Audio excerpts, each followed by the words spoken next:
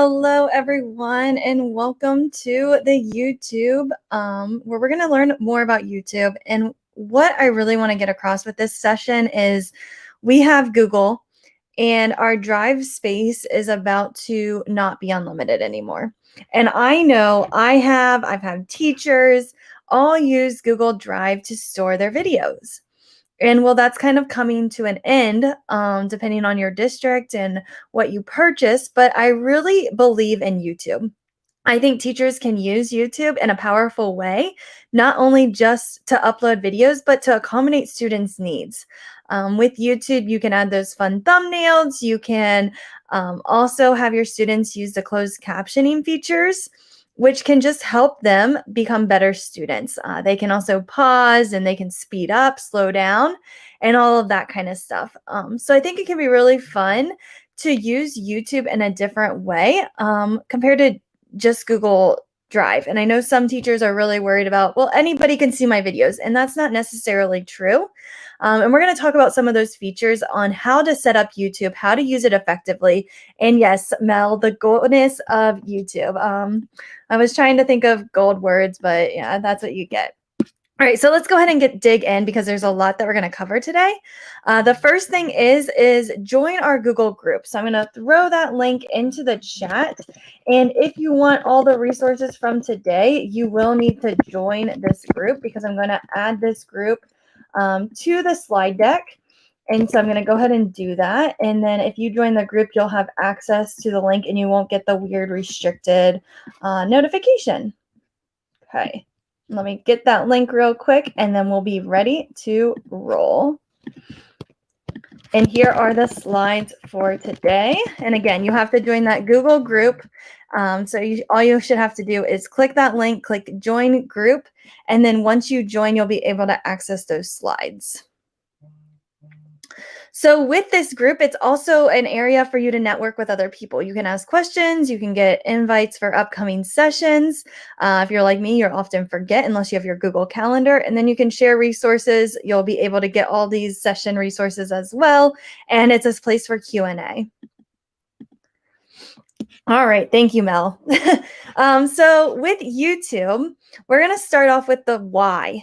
So on this game board idea kind of came from Amanda Sandoval, who we love at Gold EDU. She is an amazing educator, and you should definitely follow her on Twitter. But with this game board, we're just going to start off with the why. And then we're going to go into creating content, talk about uploading different videos, talk about the YouTube studio, making your videos interactive, subscribing to people so that way you can kind of steal videos or steal ideas on how people present different information. Yes, talk about that copyright. This is a scary one for a lot of teachers, but there are so many different ways that you can get around copyright by all these amazing sites that let you use their stuff for free. And then I want you to also think about how can you share your top tips for YouTube so that way we can build this community. So first we've got the why.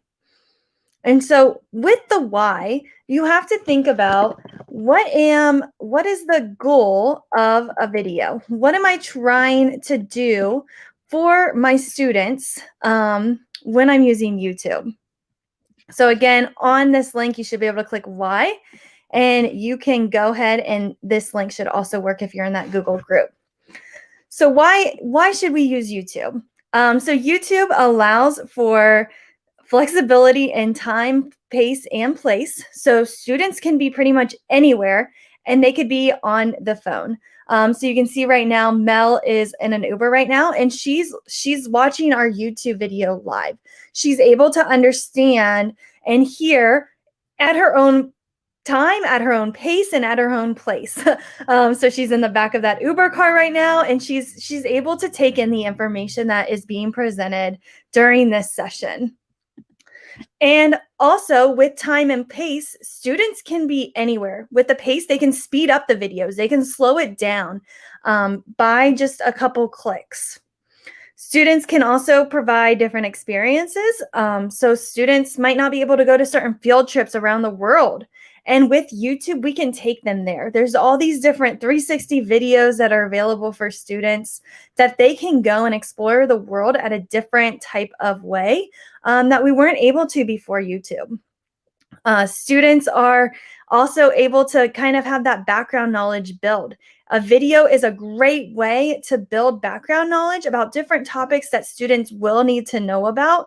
And you can do this by showing them different visuals, different effects, images, and all of that kind of stuff through video that they might not be able to picture if they're reading it, especially those students that might struggle with visualizing something that they are reading. You can offer supports and independent learning, especially when it's implemented in a blended learning type of rotation. So if you have your classroom set up with a station rotation model, you've got one station, which might be digital content, where the students are watching that video. Another station, they might be meeting with you, and you might do kind of like a Q&A type session about the video, or going more into depth with your mini lesson that video helps support that. And then they might be working on an independent practice where they're taking all that knowledge and kind of demonstrating it, and then maybe working on a project or some type of activity in another station. I've also seen teachers where the start of the class, you've got attendance, you've got to do all these different things as a teacher, and it can kind of get overwhelming. So what they do is they will videotape themselves. So I kind of think of videotaping like cloning yourself. You're cloning yourself. You do a quick video. And again, it doesn't have to be perfect. Maybe it's a quick 5-minute video. You upload it maybe to Edpuzzle you use YouTube, take that link to Edpuzzle, that kind of stuff. And once you have that video, the students can watch it at their own pace and during that time period. So while you're doing attendance or checking in with different kids, students are watching that video, and it's kind of like the mini lesson. And then after they watch that video, they go around and then they work on their other tasks for the class. You as a teacher, that frees you up. Maybe you need to check in on a student, or there was a fight at recess. Those students can be watching your video every start of that class, and you can be working with a small group out in the hallway or fixing that fight or whatever you need to do that might help you kind of free up some time. So that way you're not always like, oh my gosh, the start of the class is just the worst. Because there are a lot of different tasks that teachers have to do. So providing maybe a 5 quick-minute video can really help your class get started in the right direction. And you're able to check in with kids and maybe do whatever you need to do those first 5 minutes. And again, it might take some kids 5 minutes. It might take some kids 7 minutes because they're pausing and taking notes. And I do suggest giving notes like with it, or sketch notes, because that will improve their knowledge of the video and understanding of the concept. So it should, even though it's a 5-minute video, it should take longer than those 5 minutes, which give you a couple extra minutes to help students. And we're going to talk a little bit about that too.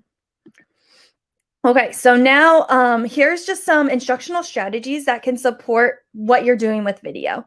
So with video, you could do scaffolding. You can show students some scaffolds and then slowly take the scaffolds away. So for example, if you are doing adding fractions, you might have students that need help.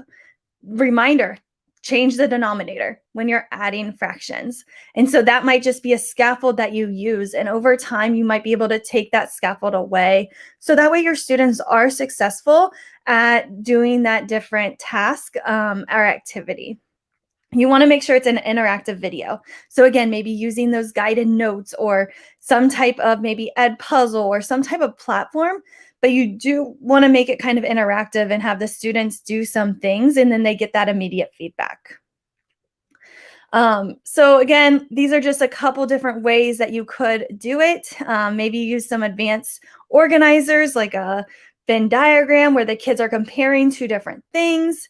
You might have a classroom discussion about the different questions or the different videos that might have come up after that morning quick entrance video. You might do some cooperative learning opportunities where students are doing like a think, pair, share, or something like that to really go deep with their learning. So those are just some of the whys on what video can do to increase your student engagement. Okay, let's go ahead and go into creating content. So right here with creating content, we can use a bunch of different programs. And these 3 are not like the only 3. So you can use Loom to create content. You can also use Screencastify or WeVideo. My preferred preference is Screencastify. I like it a lot better than all the other ones. I think it's just easy. It's up here. You just hit record. It records for you. And then you can send it straight to YouTube. So that's kind of my preferred. But I know a lot of people that like Loom. And I do like Loom too. I like the circle of Loom. So like circle right here in Loom. Where in Screencastify, it is it's like a rectangle, square. I think it's square shape. And those are kind of the differences. But again, same type of concept. Loom does not go straight to YouTube. So you will need to download it to get it to YouTube.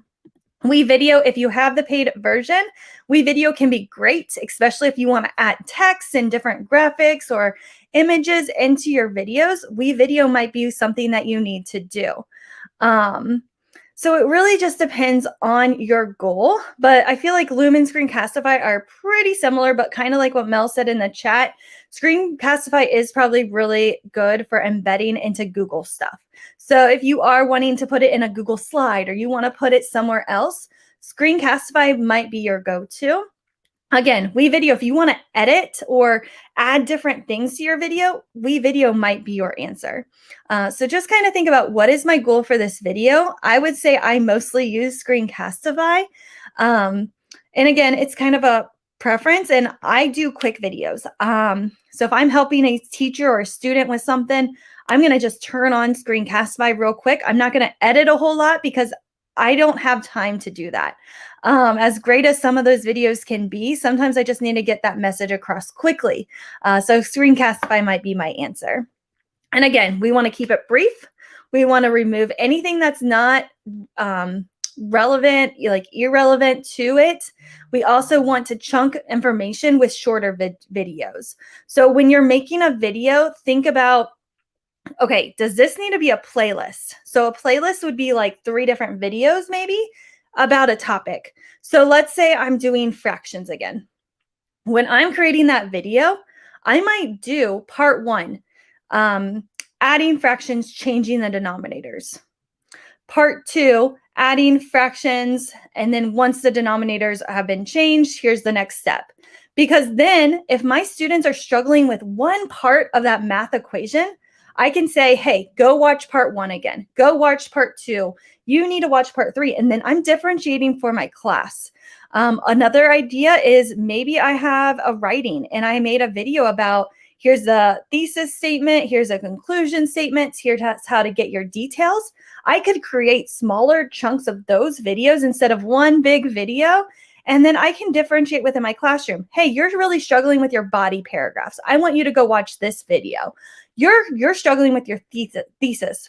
Go watch this video. And then I've got a class full of students who are able to watch different parts of different videos, and I'm really differentiating to fit their needs. So just think about it. Is this a video that I could create a playlist? Or I like to add timestamps. So like after this YouTube live event, I'm going to go back in and add different timestamps for when we talk about different pieces in this video. And that can just really help your students kind of understand where different parts of that video is focusing in on. Visual cues, how can I highlight that information? And sometimes that might be with an image or a certain type of highlighter, like with the text. So just thinking about, okay, what is needed during that session? And then you're able to really single and highlight that out. When can you use audio and visuals? So I have a friend, they just bought like as a soundboard and I'm tempted to buy one, but like maybe there's like all these online soundboards. So maybe you get a soundboard and at certain places you might click for a sound to go off to get your audience attention. So maybe clapping or something like that. So that might help as well. And they've used it when they're doing training sessions and it's really engaging. You're like, oh my gosh, that is pretty good, you know, or play the Jeopardy song as I'm waiting for you to think, or whatever kind of stuff like that. Also make sure you use those contrasting colors to help with their accessibility for those students that need it. And then again, consider maybe a lot of short videos rather than a really long video. And again, creating that playlist that can kind of help them. Okay, here's part 1, here's part 2, can just kind of help your students really focus in. All right, so I am going to walk through using Screencastify. So I'm going to go here to Screencastify, and I like to keep my webcam. It depends on the purpose of the video. I'm going to go ahead and turn it on because I think when you are teaching students, it helps them to see your facial expressions. So I'm going to go ahead and hit record. And again, that's how quick this is to record. And then it counts down for you, 3, 2, 1. And then you have all of these different features down at the bottom. So I've got this pen tool where I can write on my screen. So that's where I'm able to signal like any kind of things that I really want to highlight. I can also change the colors if I needed to. I can clear the screen if I want to and all that kind of stuff. They also have like a rectangle if I want to draw around something to point out something as well. I can add different stickers. So this is really good if you're annotating the text. You can add all of these fun little stickers to your video. And then they also have like this eraser tool. So then I can erase anything, and I can also change the way that my mouse. So see how I clicked and fireworks went. I can also like focus you in on different things. So I like to use the mouse tool when I'm giving students feedback. So if I'm reading an article, they're writing, and I see like, oh my gosh, this was a really good job, I can give them those fireworks, or I can go in here and I can use the pen to maybe circle and say, that's not how you add those denominators, that kind of stuff. So it can be really helpful if you are giving students feedback or as you're giving different videos. Okay. And then once you're all finished, all you have to do is hit stop. And then it's going to open up a brand new tab for you.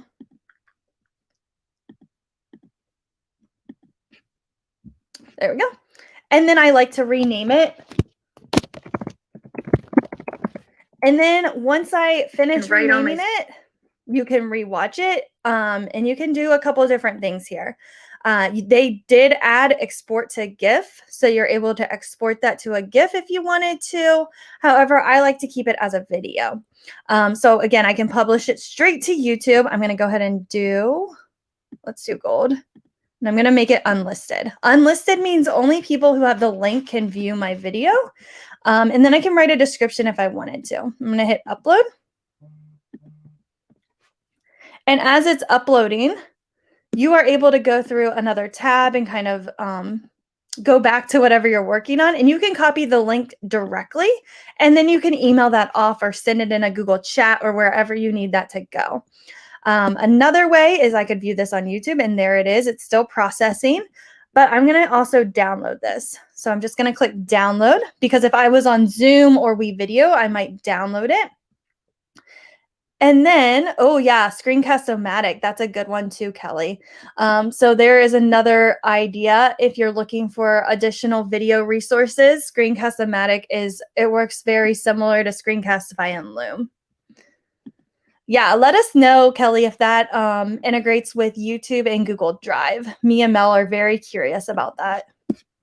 Okay, so once you have your video, you can see right here. Let's see if it's done processing. There it is. And you can see right away, it's got my time. It's got all these different features.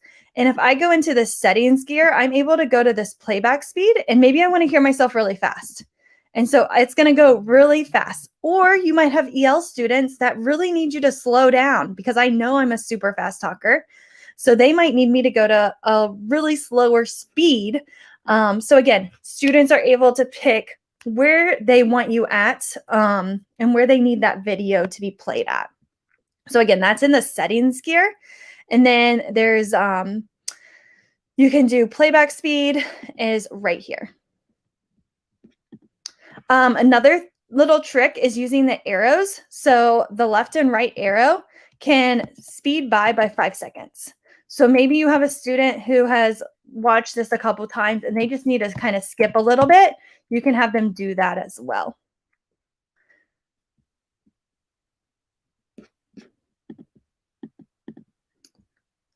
All right, so now I'm going to go to YouTube.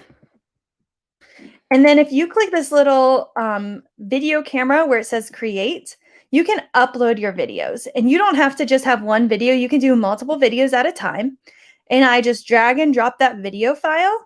And then here we go. I can name that video. I can add a description. So I could say like, this is how to use Screencastify. I can add a thumbnail. So thumbnails can be really fun. You can go over to Canva, which is free for educators. And then if I type in YouTube thumbnail, I don't even have to create something. Like all these are kind of already created for you. And so I might say, oh, I really like this one. So I might do like example. And then if I didn't like that background, I could go in and I could go to elements. I could change some of these backgrounds. I could add my Bitmoji. There we go.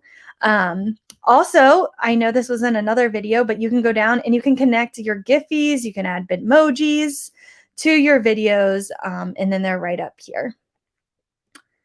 Okay, so once you're all done, I'm going to download my nice little thumbnail.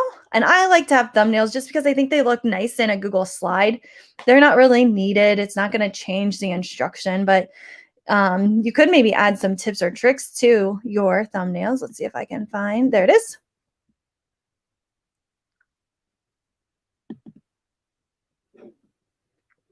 And then right there, so I can see right away that my thumbnail has been added. And again, this is what it would look like without a thumbnail. I just think it cleans it up.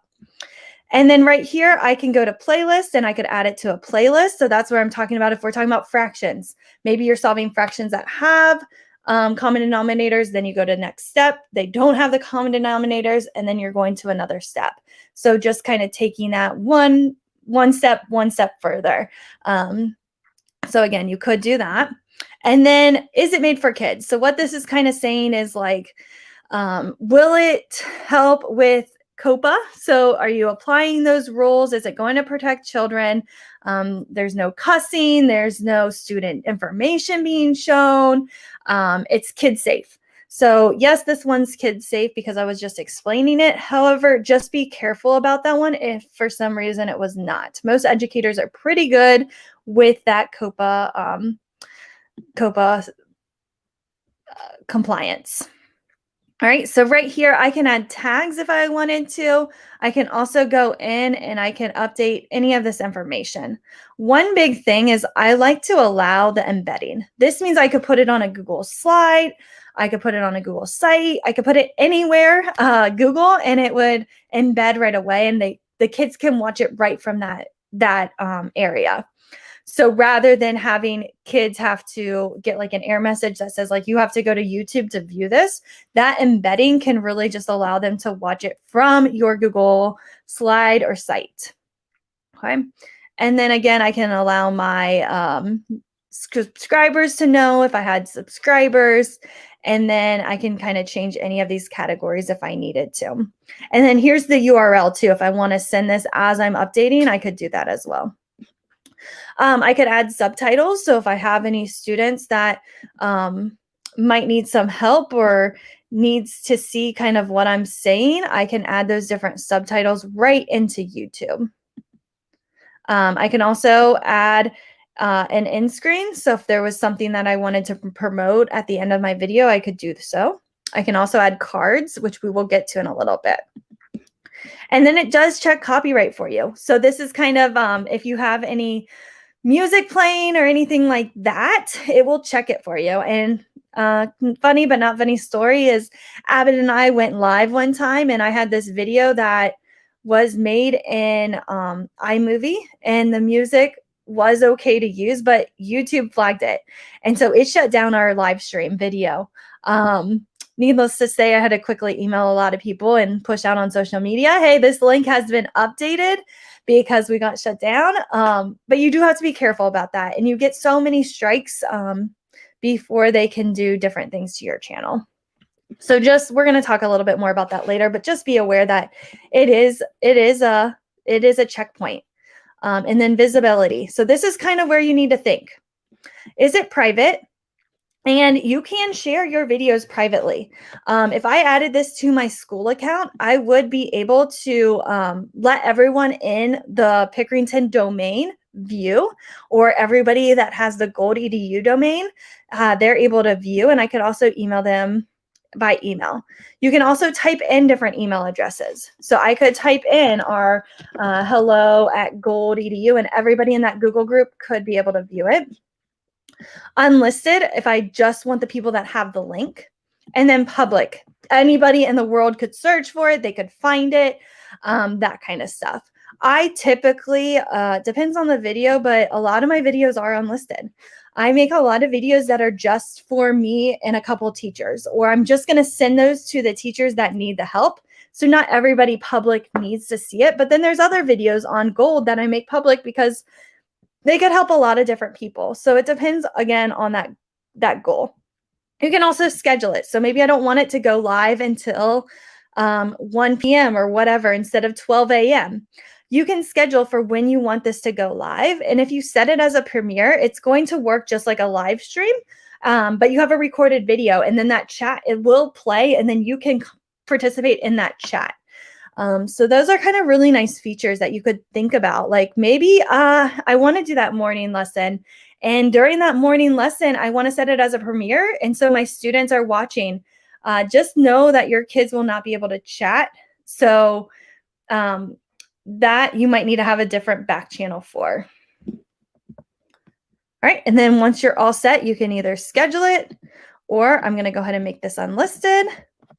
And then again, there's that link. I could share it on social media, and my video is right there. So you can see, again, this one is straight from Screencastify.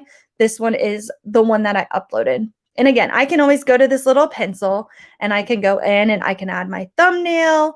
I could go in and I could add whatever I needed to add to the video, so that way it's ready to go. Okay.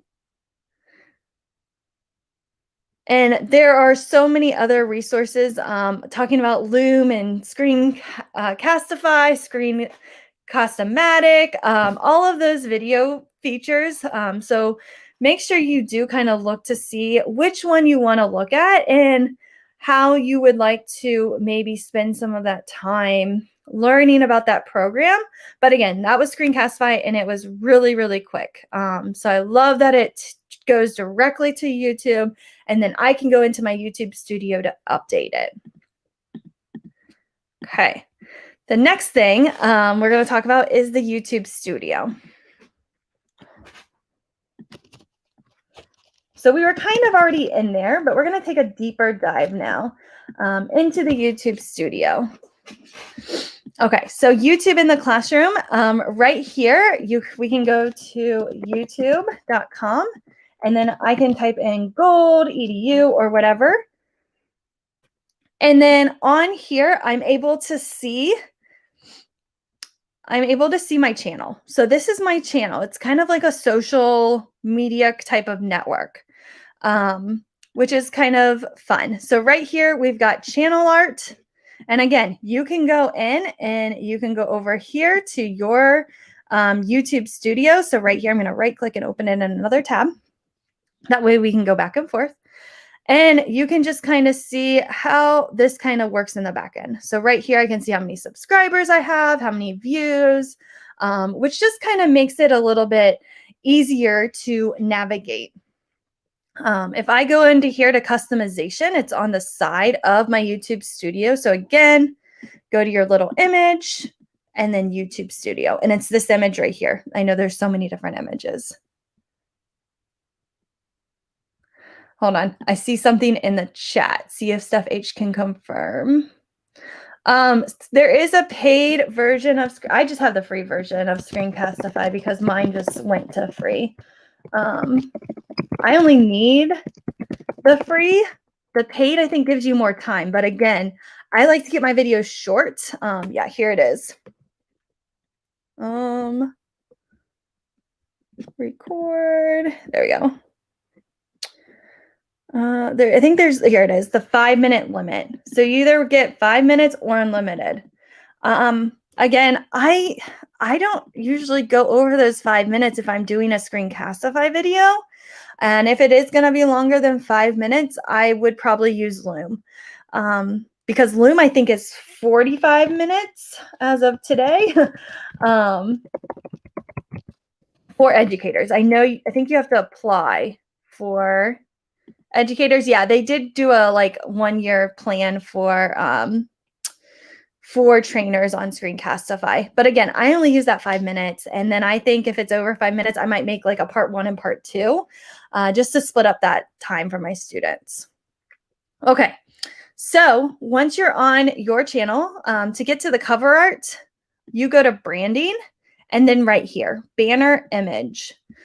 So then you can upload your banner image. So again, if I go to youtube.com and I go to Stephanie Howe, let's see if I can find my other channel. Here's one. See, this is not a fun banner. So I should probably go into my school account, update my banner, just to make it a little bit more me and explain kind of who I am. Because right now it's just about ships and I don't have a boat. I do enjoy boating, but I don't have a boat, so I don't get to do it very often.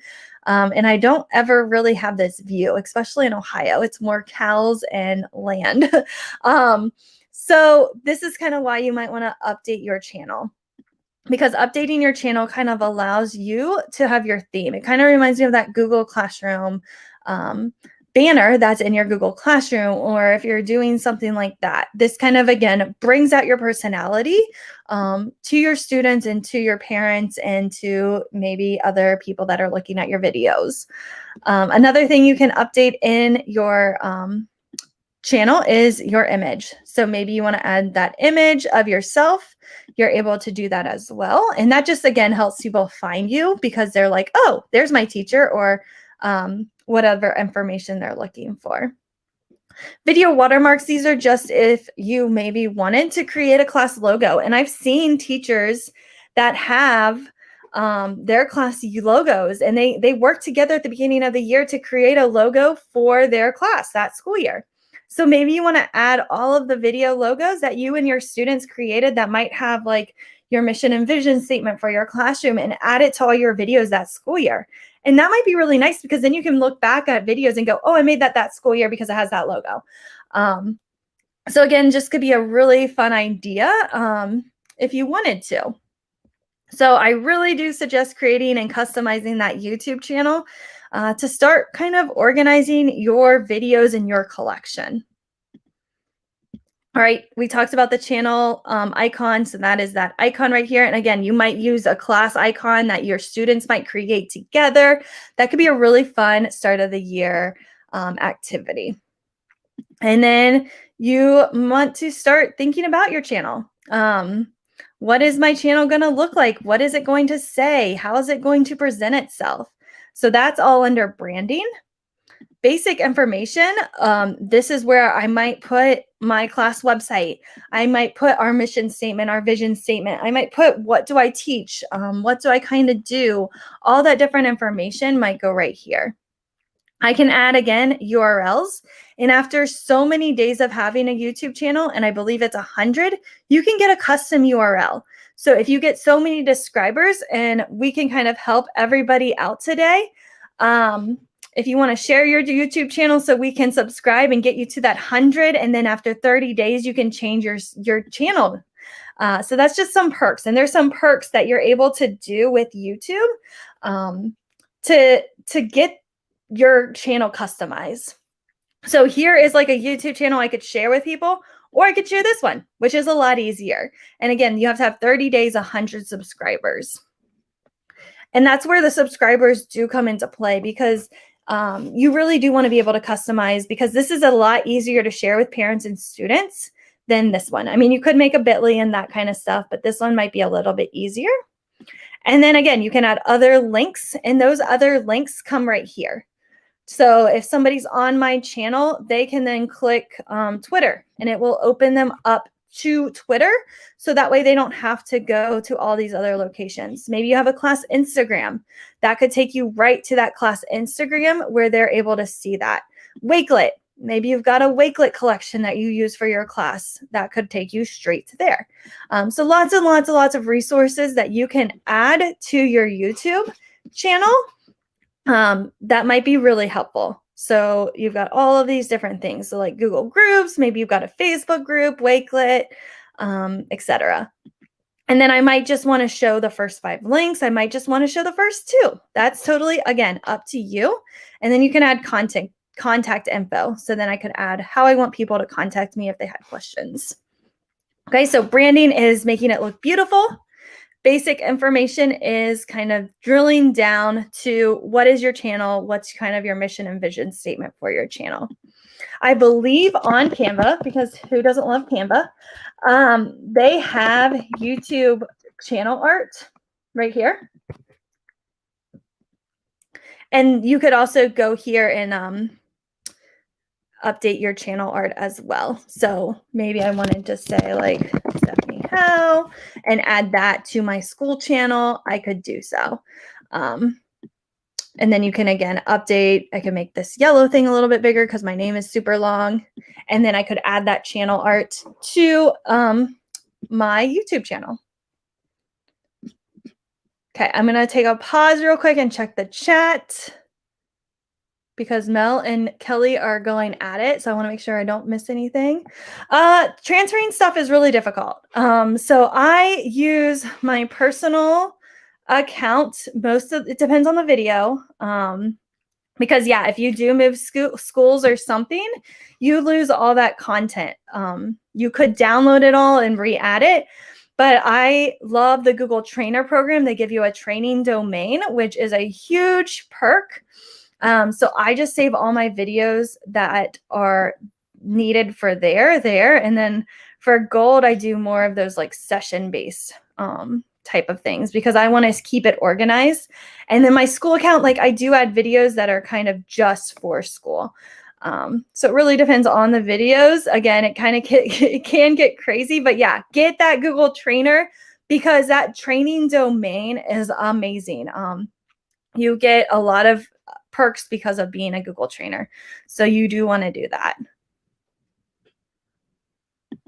Oh, thank you, Kelly. Yeah, definitely create a channel and you definitely want to work on your channel and get it looking good. Because it can be really helpful. And I think there's a lot to YouTube that people don't know. So if there are questions, feel free to reach out afterwards as well if you run into things. Yeah, you'll lose subscriptions when you move accounts. Like you can see here, I started with my school account and I had 371 subscribers. Well, when I moved to my personal account, which is this one, my Google Trainer, I only have 178 subscribers. So I lost a good amount because you can't like get those subscribers to come back. And that's just something you want to think about if you have a certain audience that you're looking for and that kind of stuff. So yeah, I wish I would have started with my personal account too. I learned the hard way. So think about that if you haven't started yet, where you want your videos to house, because you never know when you could have a career move or if you retire and you still do this or something like that. You just never know. So think about where you want certain videos to be housed at. And I like having the different accounts because it also organizes my mind. Like, okay, this is for school. It's going to go on my school account. This one is, this one could go out to maybe anybody in the world. This is going to go on my personal one. This one, I want Gold to own. So I'm going to have them own that one. Maybe I want Global GEG, that kind of stuff. So you can put it wherever you think might be best, but just really do think about that and focus in on that because once you kind of start, you can't go back. It's kind of hard. Yeah, school's good. I mean, it is good, but just kind of think about like, who your audience is.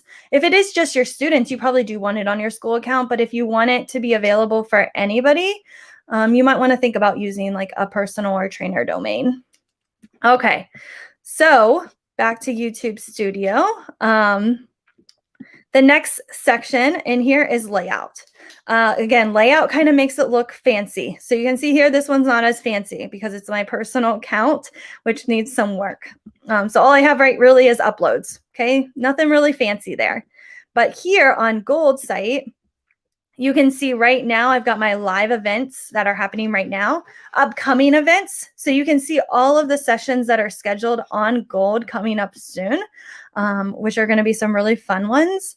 And then I can see uploads. So these are videos that I've uploaded to YouTube And then also here's like playlists. So if you were just looking at the make and take playlist, you can see just there. If you're looking for AJ, he's got a whole playlist of cuteness. So you can just kind of see all these different video playlists and all of that kind of stuff. And then up here are popular. So these are ones that have the most views, that people really do watch, which I kind of like to have, because if I'm on a YouTube channel, I might go, I don't know who this person is. I want to see their most popular video. And then you're able to kind of see their most popular video. And then I like to also feature some of my friends. So I'm able to go in and add some of their channels that I want to feature as well. So like these are just some of my really good friends that I might say, hey, if you can't find what you're looking for on my channel, maybe check out Fred. He might have something on his. And then up here, you can go to videos and you've got uploads. You can see all your videos as well here. If I go to playlist, you can see all the different playlists that are available.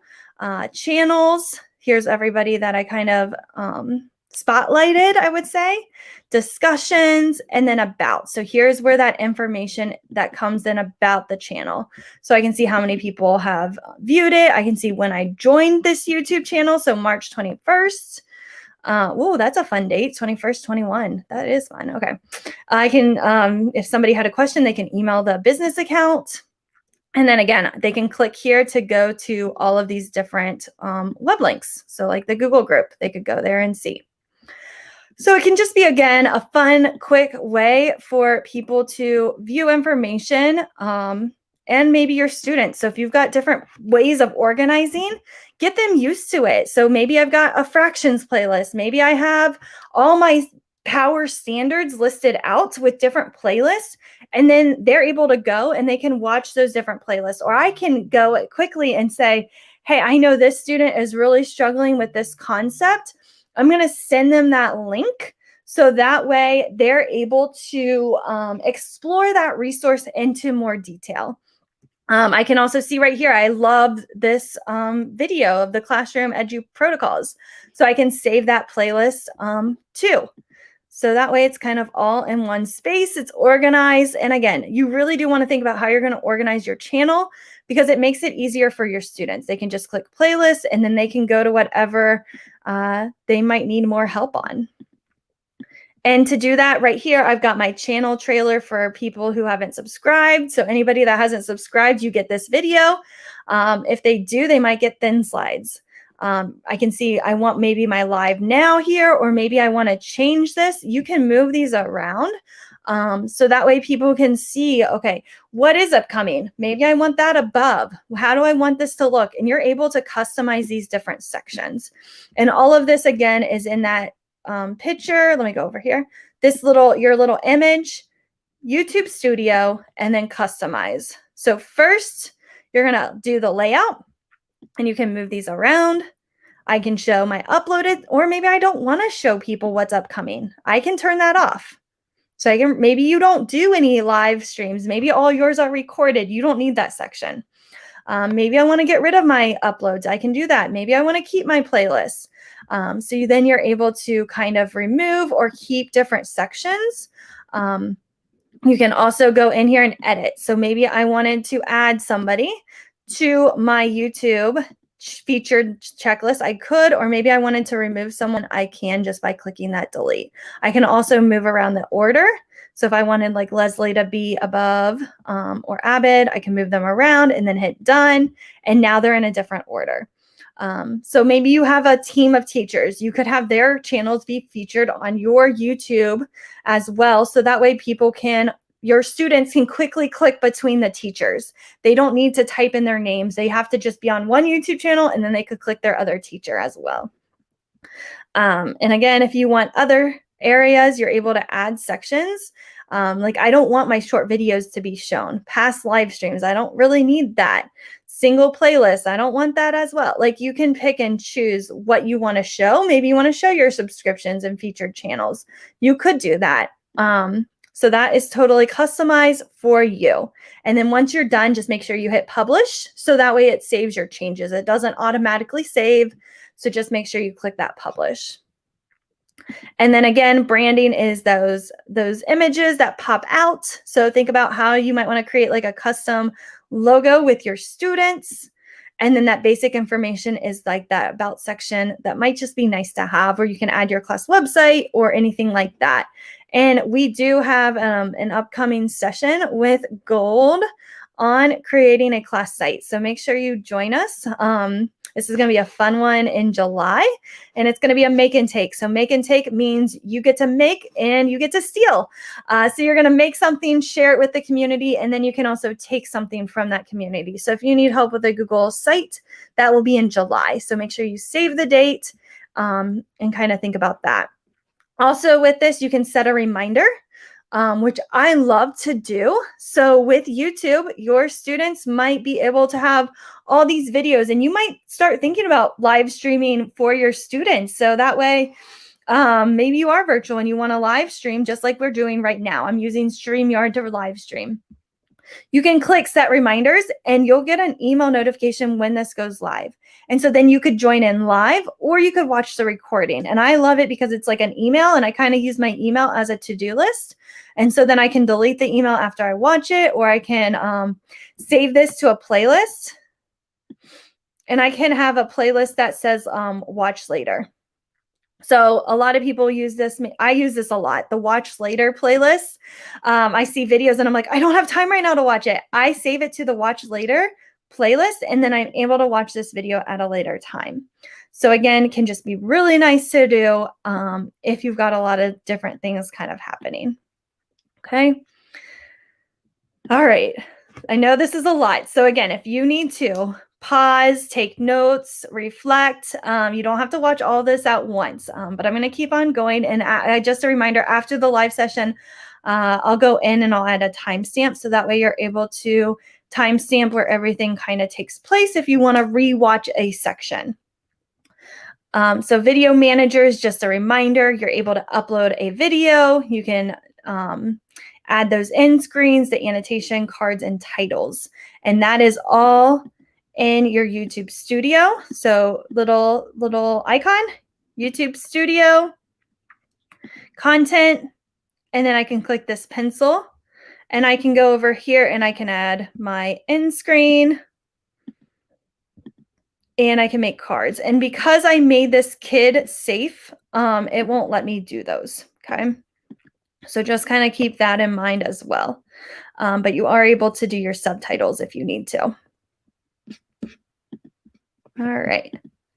And so with end screens, they just they get added to your video, and they're just links to your video or your channel. And they can be used as like different place marks. So it's sometimes nice to add these different things in if you needed to for your students. And so if I just wanted to, let's see here, let's go back. Got way too many tabs open.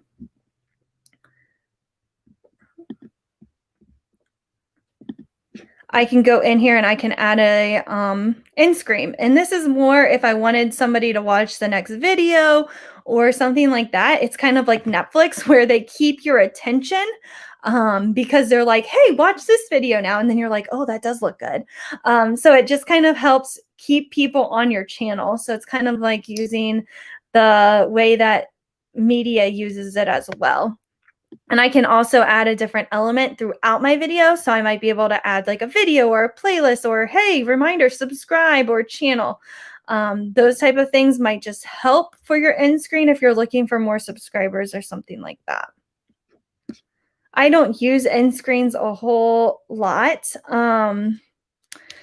I don't know why. Maybe I should start getting into it. It's probably because I'm like that quick video person that just uploads it and then kind of goes. But again, I could see some use out of it. And then cards. These are ways to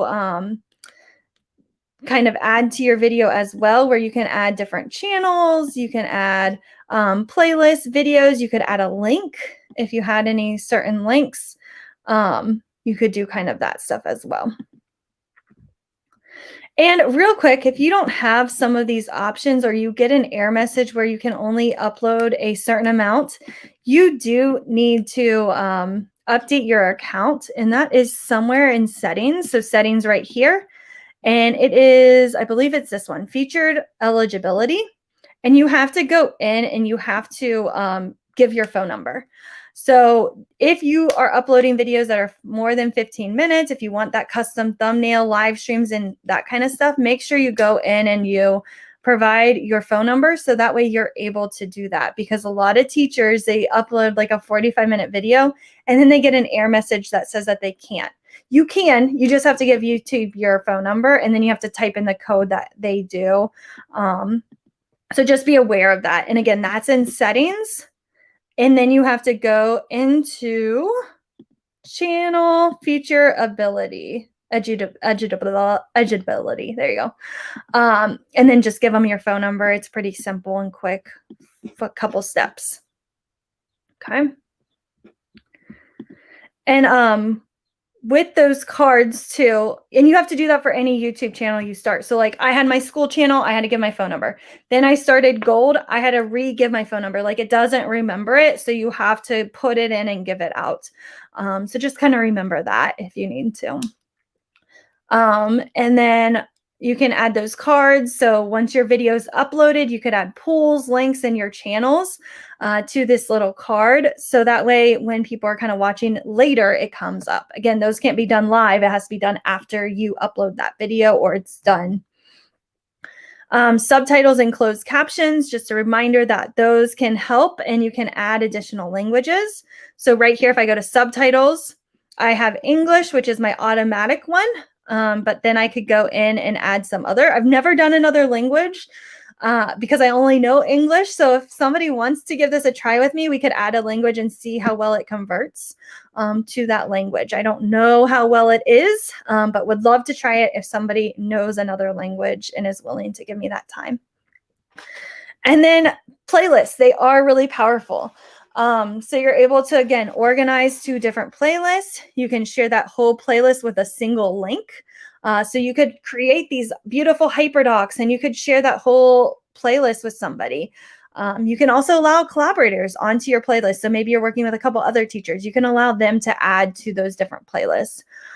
There is some restrictions when it comes to playlists and the student. So if it's marked as a student can view only video, you do have to be kind of careful with that.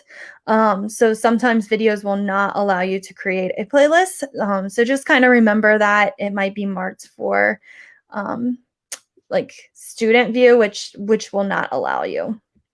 But if it's your videos, you can create those playlists to help you organize your videos. Okay. Also with playlists, you can arrange them so that kids have to watch them in that certain order. So you might say like video 1, video 2, video 3, step 1, step 2, step 3, or whatever. And students have to watch them and you can quickly rearrange them. So if I go in here again, I'm in my YouTube studio. So I go to my image and then YouTube studio. I can go in here to playlist. Maybe I want to edit. Let's see here. Let's edit this one. It has 5 videos. I can go in here and I can go, oh, I want this one to be above here. You just quickly move them around and then it saves. There's no save button. It just automatically saves. Here is how I can share this playlist with other people and I can copy it and email it. I can make it public, unlisted, or private. So again, I can kind of see what I want to do. I could add a description for the playlist if I needed to and kind of give a reason as to what is this playlist? How is it organized? Whatever you kind of need to do. And again, your photo, YouTube Studio, and then playlists. So content are your videos. Playlists are your playlists that you have created. And again, I can make them unlisted, public, and I can see how many videos are in those playlists. So I can see, okay, there's 5. Oh, there's 89 videos in this playlist, and so on. Okay. Again, you can embed playlists on your classroom website or your LMS. You can add those playlists so that kids and parents can find them quickly. So maybe back to school is really popular. So I might have a back to school playlist and I might do a classroom tour. So with my classroom tour, that's one video. I might do another digital tour, because a lot of my assignments are going to be in Google Classroom. I'm going to do a digital tour of my Google Classroom for my students. Another video, I might do my syllabus and explain my syllabus and my classroom expectations. So right there is like 3 different videos that could be on one playlist. And then my parents could just quickly kind of watch. Maybe if I had some issues, I could say, hey, can you watch this video? Or maybe I get a new student mid-year. They might be feeling a little anxious to come to school, and I can send them this playlist that has a little bit about me, a view of my classroom, and then they can also kind of feel a little less anxious for their first day of school. You can also subscribe to other playlists and kind of save those playlists that other people have created. So if I am on, let's see here, does this one have a playlist? So right here, I've got coaching, and I can view that full playlist. And then I can subscribe to my own channel if I wanted to. This right here is a notification. So maybe I want to get notified about all upcoming sessions. I could do that. I can subscribe, I can unsubscribe, and then I can also share this playlist. And this little button right here is how I save it. So you can see right here, I've got it right here added, and then I can take it off or add it again. So this again is not created by Gold, and I'm on Gold's account, and I can save that playlist right into my playlist. So I know a lot of teachers, they use different websites that maybe like, I think it's like Crash Course. So right here, I can go into their playlist, and I might go, okay, I have to teach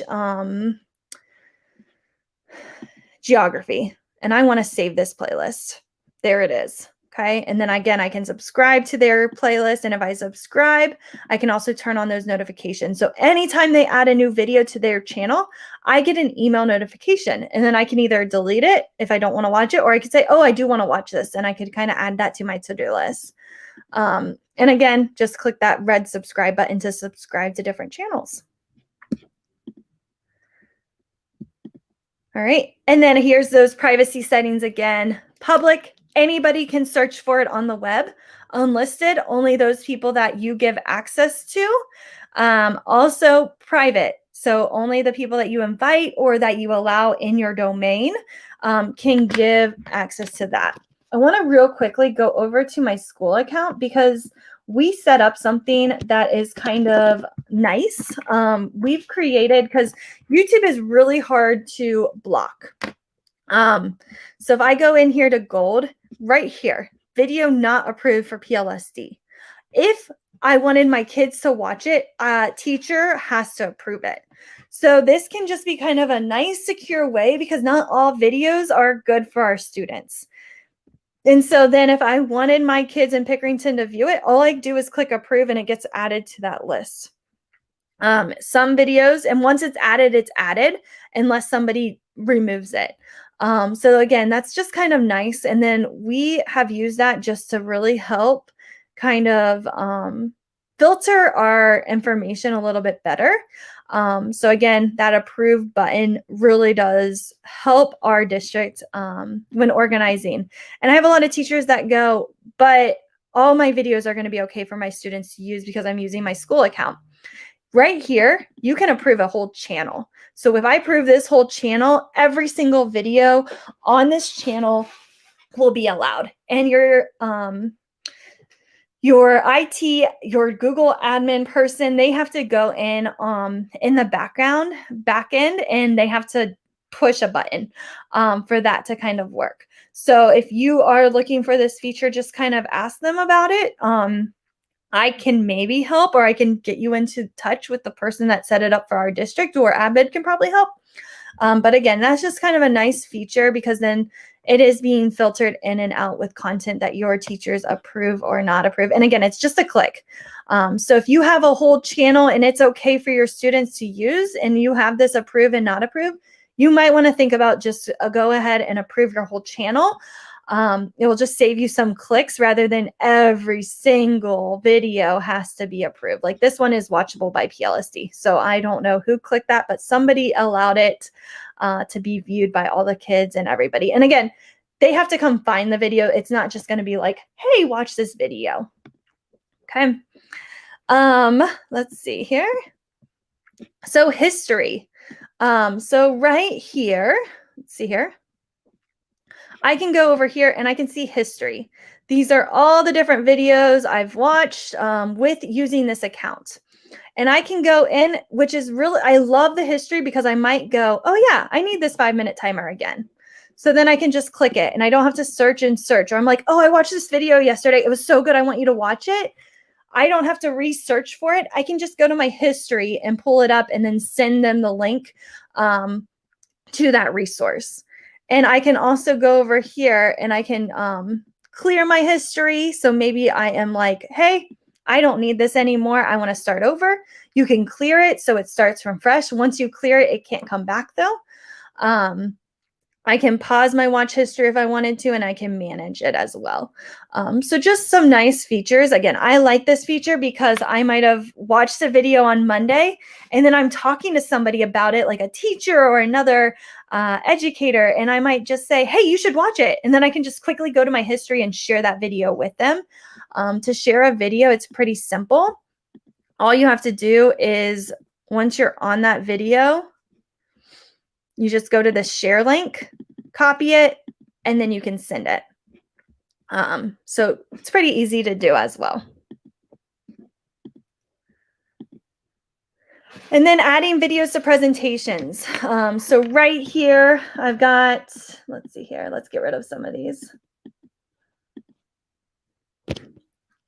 Okay, I'm like trying to clear out some of these videos. So right here, let's add this make and take one because we're gonna be talking about that. So I'm just gonna go to insert, video, and I can add that right into my presentations. And I can again add those different playback times. I can update that. This one has not gone live yet. So there's no way for me to say start at, end at, because it's kind of, it hasn't started yet. You can go in and change if you want to add a drop shadow, change the size, anything like that, you're able to do that as well. Okay. So again, insert, video, and then you can add your video. You can also search for your videos on YouTube by URL or Google Drive. But again, that Google Drive space, it eats at all your videos. So you might want to think about using YouTube. All right, filtering. So if I am searching, let's go back to YouTube. Fractions. Right here, you might want to think about using those filters. These filters can really help because maybe I want to search a playlist on fractions. Maybe I want to search something that is under 4 minutes. This is kind of like the huge one. So a lot of teachers are like, okay, I want a video that's under 4 minutes. Use your filters to help you find these fraction videos. You can also search if you wanted to 360 videos. So maybe I wanted to zoo. And then but I wanted only a 360 video. I can search that, and there we go. Okay, so look at those pretty drafts, and I can kind of see that 360 view of the drafts. Okay, so again, using those filters can really help you quickly find resources that you can use in your classroom, so you're not just searching and searching and searching. For different things. I could also search by view counts. How many views has a video gotten, and is it popular? Is it not popular? What's the rating like? All that kind of stuff. So rating videos and viewing videos, those can help become in your searches as well. And again, there's just some filtering. That 4 minutes time is probably one of the best secrets when it comes to filtering, because sometimes you're like, I don't want a 20-minute video, and I've searched and that's all that pops up. Well, this will help you. Channels. So here are some really good channels. So channels are like public profiles. So that's kind of what we were talking about, creating your own channel. So if I go back to Gold's channel, that is like the view of what you see. And then with this view, I can subscribe. So subscribing to channels, and then again, turning on those alerts. So let's go ahead and let's go back to another channel that I have. Let's see here. Let's just do Crash Course. All right, so if I click subscribe, and you can see their channel art, their icon, here's all of their videos. It's a clean, fresh look. That's why it's important to kind of clean up your YouTube. Now I'm subscribed. So that gray box means I'm subscribed, that if that green goes away or the red goes away. And then I want an email alert to all of their videos. So anytime they go live or upload a video, I want an email alert to know, because I want to be able to watch that video. So all you do is turn it on all, and then you get that email alert. Maybe you don't want any of those emails because you're so annoyed by email. You can customize to what you want. And then maybe I don't want to subscribe, so you can unsubscribe as well if you wanted to. Okay, so it's kind of like that social media, like of Twitter, where you're following people. YouTube is a social media platform, so you're able to kind of do that as well. Okay. You can blur out student faces. So if you needed this tool, it's kind of nice. And you can do that right into YouTube. And so there's a nice blog post on the site, slide 16, if you want to know more information about blurring your students' faces, but it's called blurring effects. And then you can go in and blur them out if you needed to. Video annotations, again, these can be really nice if you have additional information. If you need to fix a mistake, maybe you made this video was beautiful, but then afterwards a kid says this answer was wrong. You can just quickly go in and correct that mistake right as you need to. You're also able to link other videos that might help. So, okay, here's solving fractions with common denominators. Here's one now with the next step, and this is how you're going to do it. So linking that video right into it. And then again, use that YouTube editor. It can really help. And so you just go into your Creator Studio, My Content, Details, and then you're able to go into your editor, which is right here. And I can get started. And this is where I can add music. If I wanted to add music, I can use that blur effect if I wanted to face blur anybody. See if it's loading. And this technology is getting better every time. Like you can just see right here, it's trying to find my face, and then it will blur it out whenever it sees it. Right here, I'm able to add different cards or end screens to my channel as well. So using that editor right into YouTube can really help as well. Okay. All right, so the YouTube Studio has a lot of information. And then let's talk about making this interactive. So I'm going to share, you guys have the link. I'm going to throw this link into the chat again. But we're all going to jump onto that making it interactive link.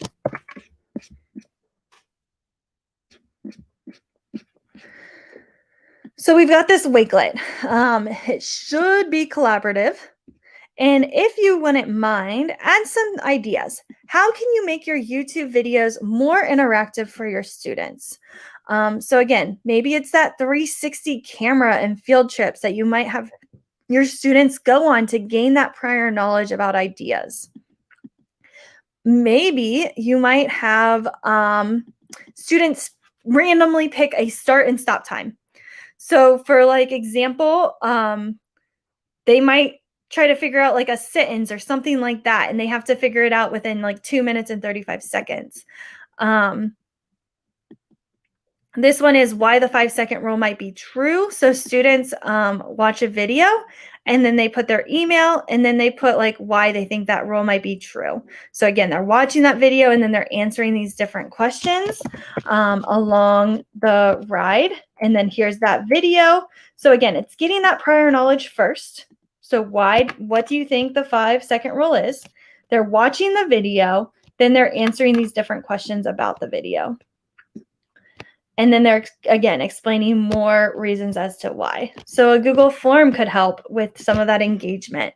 And you can embed YouTube videos right into a Google form. These were some ideas from Tracy. So Tracy, she was just saying like pick start and stop times, copy the embed code, And then you can have those start and stop signs on a Google form or somewhere. Right here, we've got a KWL chart. So what do you want to know? What I want, trying to get students to figure out, what do they want to know? What do I know? What have I learned while they're watching a video? This predictions chart, what do you think's going to happen? What actually happened during that video? So then students can use that information to help them with all of that information. This one is another idea. So students watch the lesson, and then again, just a reminder, you can watch it over and over again. So that way you could also add it through Edpuzzle.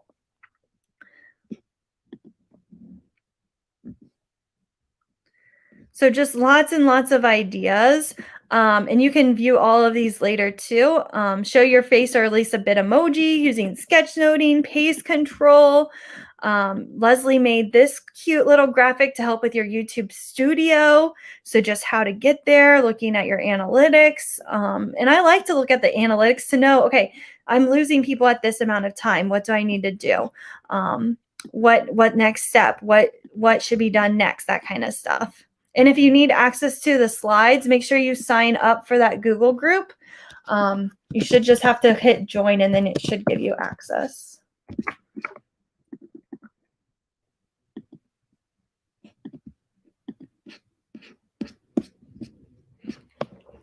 All right. And then Ryan McDonald made a listicle of 10. So just talking about YouTube and the shortcuts, the settings, turning off the lights, using maybe Giphy, those kind of stuff. So just kind of thinking about ways to make it a little bit more creative.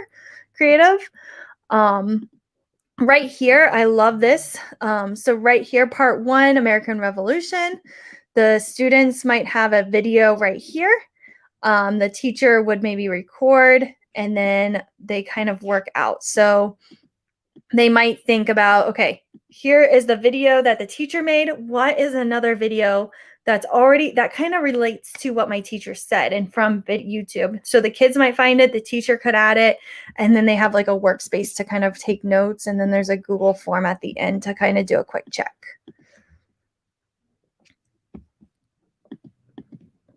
Right here again, overview, big questions, and then you can add the YouTube video. You might have a teacher video, or you might want your kids to take notes. So just can be a really helpful idea or template for you in your class. So just lots of ideas. Please keep adding your ideas to this list. That way it's all in kind of one spot. I also love this video. It's sound on and sound off.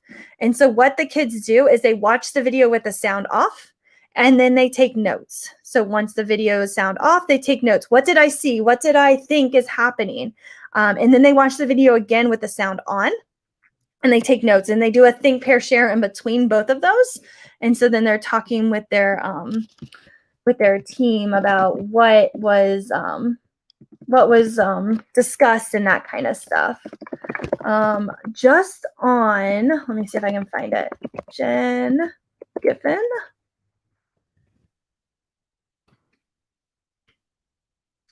Jen Giffen, they just did their podcast. Let me see if I can find it. I think it was this one. Episode 11. This was really, really cool. There it is. So with Shooks and GIF, I'm going to throw the actual link in. Play with keyboards. This was really cool. So let me go back to that Wakelet so I can add this in. This made the YouTube video very, very interactive. And this was with musical instruments. So it is a little bit different than just like a math lesson or something like that. But this is a whole playlist of all these different musical instruments. And then you click one. Let me skip this. Okay. And then you click numbers, and it plays it. So if I click the number 2, it plays that note. If I click the number 6, it clicks that. And so what it's doing is it's hopping from these different timestamps with shortcuts. So again, I want to learn how to do this because I feel like our students, we could do like a choose your own adventure story or create your own sentences or something like that. And then they're able to create their own stories using these shortcuts with their keyboard to find these different answers to create their own stories. So again, that could be really fun. I just added it to that Wakelet. This was a really good episode if you are looking for a podcast. Okay, so again, just some ideas, and I think it's a great idea to have your students doing something with the information that they're taking in, and they're not just taking the information and kind of rolling with it. So I think that can sometimes help. Also, YouTube channels for ELs, so like CNN 10, like Crash Course. Here's some tips. Turn on the captions, adjust the speed, translate the captions, share the transcript. All of these can kind of help your students that are EL. All right, so subscribing. Right on this Wakelet, I would love for you to add your YouTube channel and subscribe. Again, we were talking about how I can go in here and I can subscribe to Lance. I can go in here and subscribe just by clicking that red button.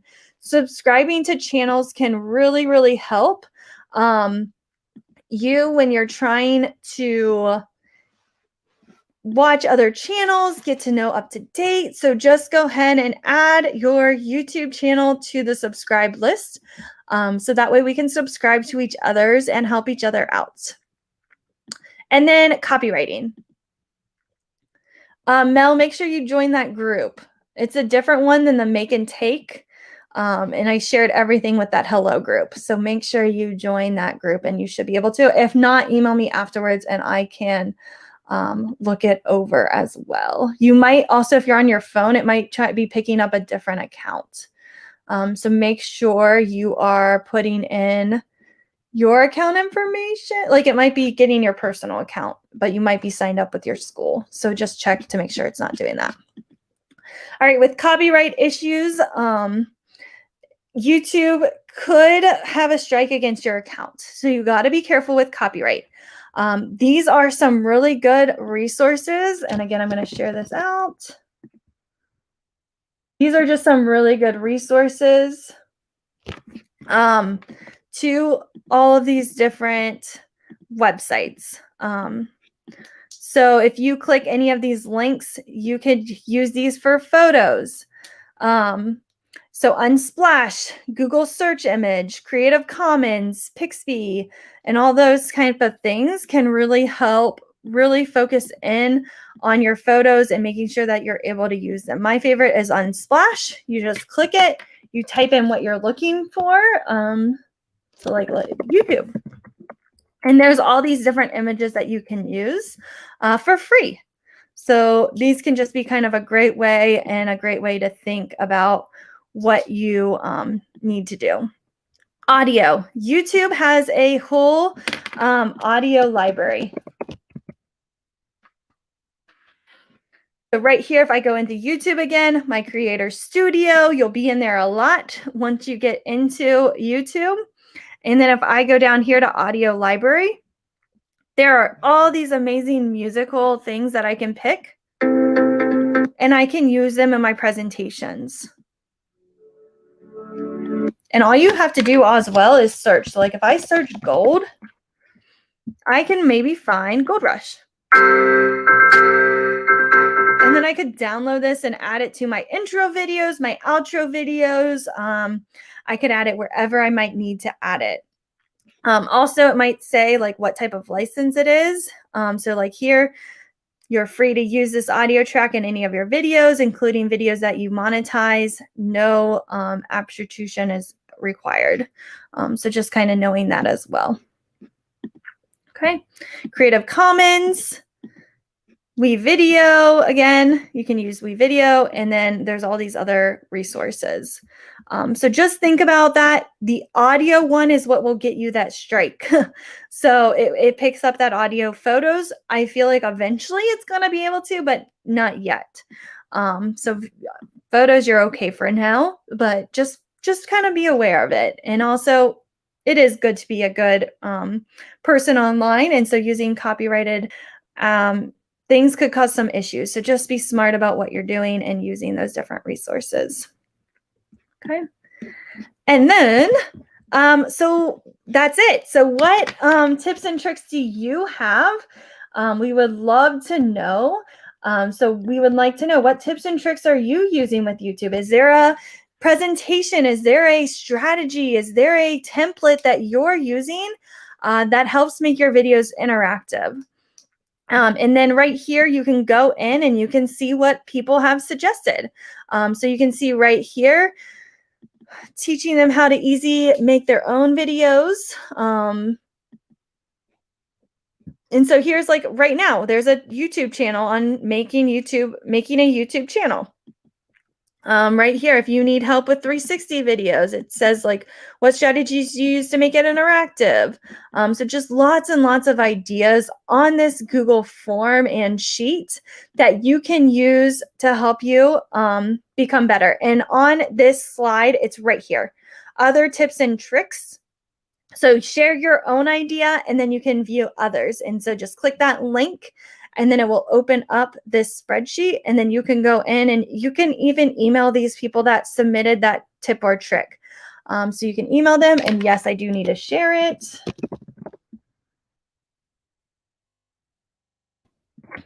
Oh, let me not make you guys editors. That way nothing happens. Okay, save. And let me make sure this one is good to go. Do you have access now, Stephanie? Okay, that one should be good. All right, perfect. So again, using that Google Sheet, you should be able to kind of reach out to other people, see what they're doing, see how they are organizing their content. Some people are splicing videos together using a playlist. Some people have different start times and end times. So just know that you're able to do that. And there's so much more you can do with YouTube other than just with Google Drive. So make sure that you kind of look at these different responses, steal ideas, add ideas by using that Google form, and all those Google form responses will come to this Google Sheet. Yeah, thank you. I love that Lisa went in and she just said, I just found the site has a few ads, but seems really helpful. So if you guys have other sites as well, oh, sound effects. Let's see what this is real quick. Well, that's fun. So again, there's that soundboard type of thing to get your sound effects. I'm going to add this on here, and then that way, if you want it as well, we'll leave it as a comment actually. But yeah, feel free to go in and comment, add resources, add ideas, because we're better together as a community. Okay, that was a lot of information, but I just want to real quick recap. Think about why you're creating your video. How are you going to make it? What are you going to use to create that video? When you're creating content, what needs to be done? How can you make it interactive? How can you get your students keeping it brief, weeding out that information? How could you maybe use it as a morning activity? Get to know and get comfortable with that YouTube studio, because it will save you some time when you're using your own videos and you're able to upload those different videos. Make your videos interactive. And again, there's that whole wakelet of templates and ideas, and please continue to add to this so that we can grow and learn together. Because I think it's great when we have a community of different resources that we're able to use together when we've got these. So again, playlists, using all these different things can just really help. So if you've got a resource, please share that resource on here. And then subscribe to people, help them be able to make their YouTube channel customizable. It allows them to get known. Make sure you're subscribing to your friends and other educators. Be aware of those copyright rules and use those websites that were shared as well. Okay, and then share your tips and tricks with others and view the tips and tricks that were shared. I'm going to add timestamps to this video, which I want to talk about real quick before I let you guys go. Okay, adding timestamps. This is like my newest favorite tip and trick when it comes to YouTube. Let's go into my YouTube studio. See, there we are again in that YouTube studio, going to content right here. I can be watching this video, and you always want to start with 0.00, okay? This I always put like intro. Then when I get to right here, maybe I was talking about, so 0.20 seconds, I was talking about the pen tool, okay? And then at 1 minute and 30 seconds, closing. Okay, now this is not correct, but see how that was so easy to do. And I just have this simple thing over here where I can quickly go through and kind of say, oh, I did that at this point. I did that at this point. Then I can hit save. When I now go to this video on YouTube, they have timestamps, and I can quickly jump to those timestamps. So quickly jump to the closing. And then people can pick and choose where they want to watch in your video. So they don't need to watch the whole video. Again, I only want to watch the pen tool. So I'm going to go to that part. I want to watch the intro. I'm going to go to that part. Oh, now I'm ready for the closing. And maybe also, hey, I only have time for the pen part today, but tomorrow I'm going to finish it with the closing, and I can remember what chapter I'm on. Those are called chapters. So again, could be really helpful for you and your students when you're just trying to quickly search for different parts, or hey, you're really struggling with this part. I want you to watch this step again. Again, could be really helpful. It's kind of like a playlist in a little bit, but a little bit different as well. Okay, thank you so much for watching. I would love, love, love to get your feedback. So I'm going to throw that Google form into the chat. And you will get a certificate of attendance. So if you fill out that feedback form, you will be able to get your certificate of attendance to use for your district's PD if they allow that. And make sure you check out goldedu.org, and make sure you check out our upcoming sessions. So if you go to our YouTube channel, you can see all of our upcoming sessions right here. So we've got a session tomorrow, and then you can see all the upcoming sessions that are going to be live soon. Thanks, guys, so much for joining, and I hope you have a great rest of your day.